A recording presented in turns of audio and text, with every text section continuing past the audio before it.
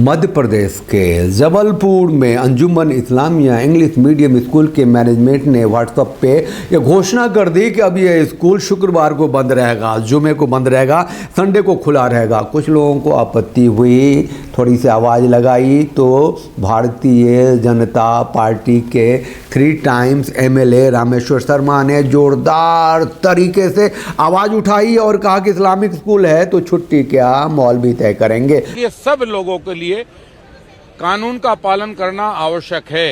Islamic school कोई अलग से नहीं टपका हुआ है, इसलिए मौलवी जी कान खोलकर सुनो, मध्य प्रदेश सरकार का कानून का पालन करो।